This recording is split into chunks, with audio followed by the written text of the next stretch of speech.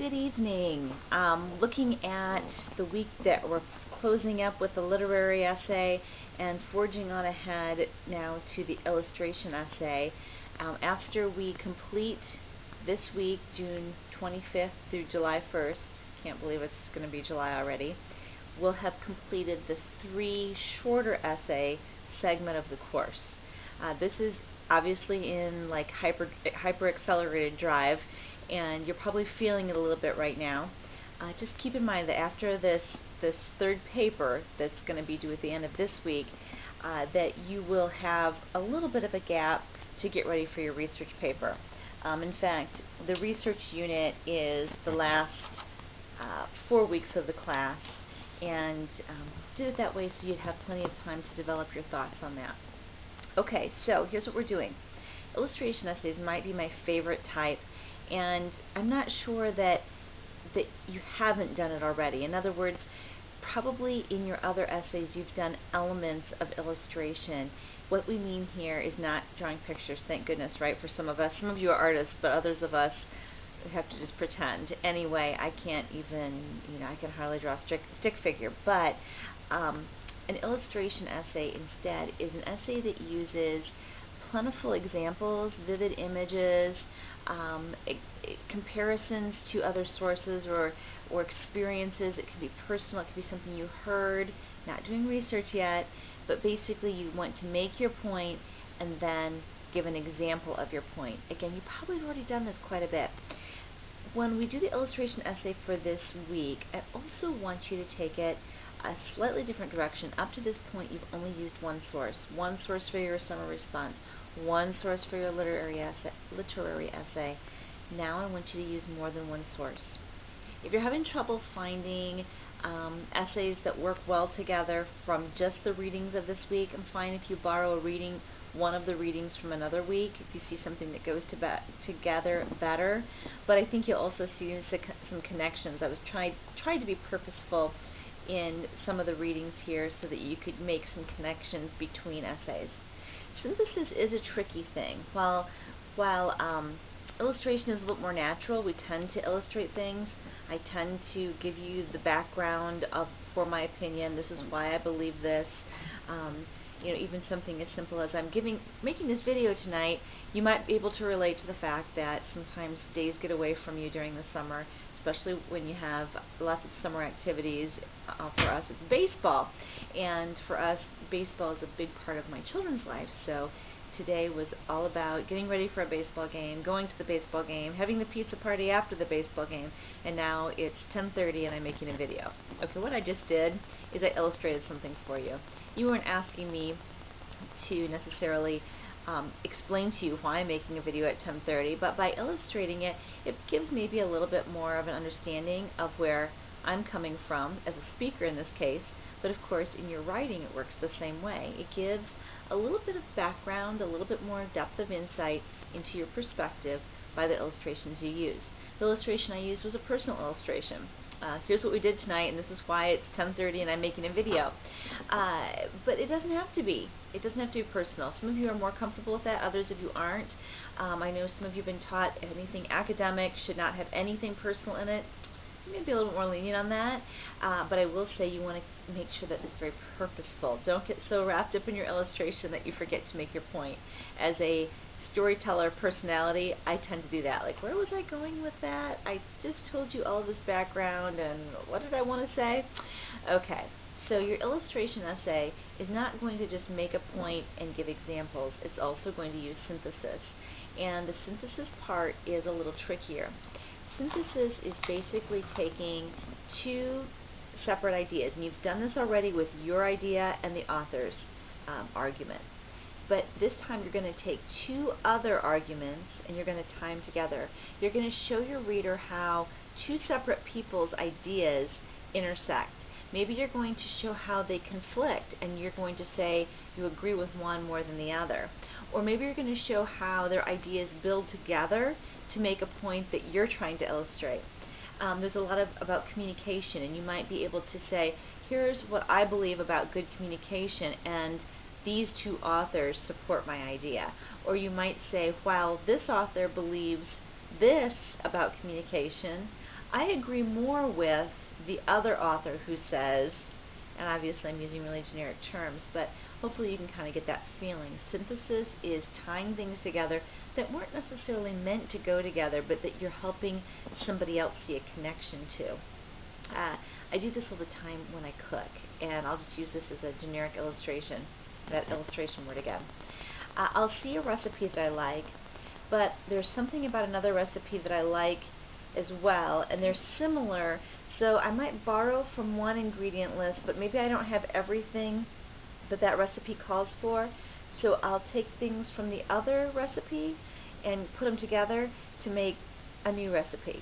Okay? In this way, we're doing this with argument. We're taking one author's argument, another's, and we're making it our own by how we put those ideas together.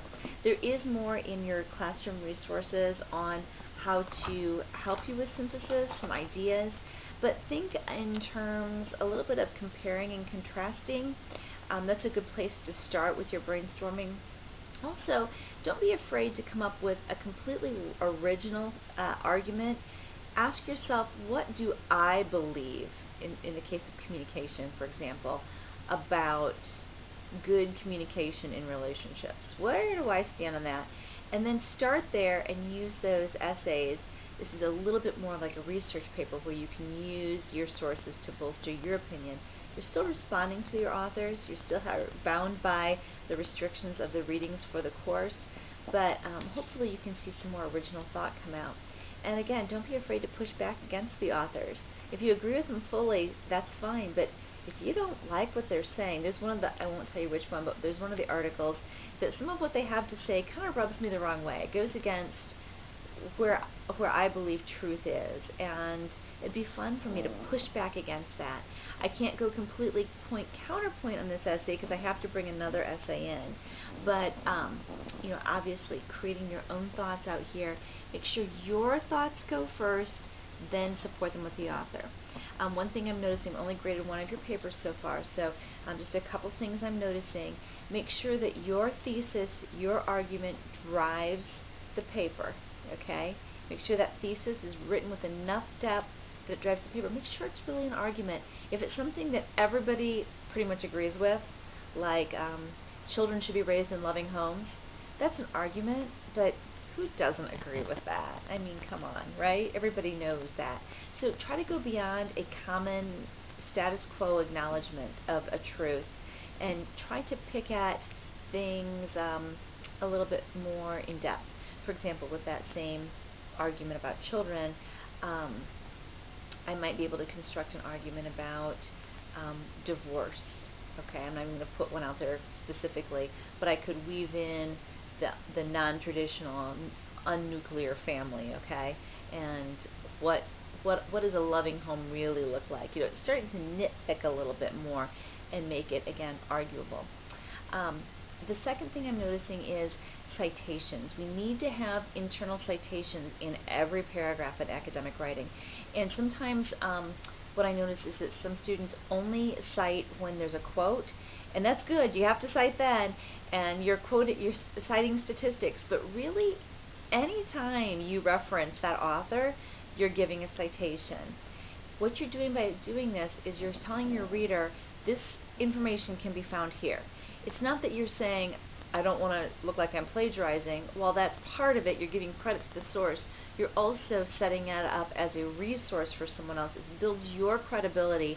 When I put my ideas out there with no citations, it just looks like me just spouting. And on that same note, make sure you are recognizing the difference between when you're saying something and when the author's saying something.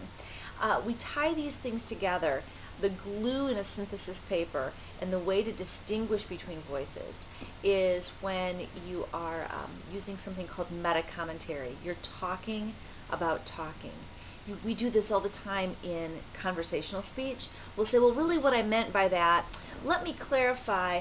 Now, I'm not saying, don't we? Don't you talk like that when you're, especially if it's something that might rub somebody wrong? I'm not saying that I don't like this particular restaurant in town, whatever, but I am saying that I think that their service could improve. Okay, we're saying things and explaining what we're saying, talking about what we're trying to talk about. And that's the fancy word for that, again, is meta commentary. And it really gives your reader an insight into where you're going, how things connect, how your ideas connect to the author's ideas, how your argument all works together to form that thesis, and it can really give your paper a nice edge. In fact, some of you have commented, wow, your academic tone and style really work well. It's probably your meta commentary. Look back through your writing and see if you don't have little phrases that help make connections for the reader. So that's just a little extra challenge for you this week. As always, if you have questions, please write. If you're not sure of the expectation for a paper or any assignment, if you're having any trouble at all, give me a shout through email. Do post as early as you can for discussions and for the peer edit, so that we're making sure everybody gets responded to. And do keep an eye on that. Keep the thread going. So if I put my peer, my rough draft out there, reply right to me. And if you see several people have replied to me, maybe try somebody else and see if you can hit on somebody else's essay, so that everybody gets a fair shake at having their work responded to. I've had some people say, I'd love to have responses to my work. Now the flip side is that you got to get that out early, because I can't expect people to be going in on the 11th hour of Sunday night and giving you feedback on your papers. So make sure you get that done in early so you can get some good feedback. Make sure you're tossing the feedback around to all participants in the class. And thank you for hanging so tough. This is a tough little class to get in one summer, but you're doing it, and we're going to get through. Have a great week. Bye-bye.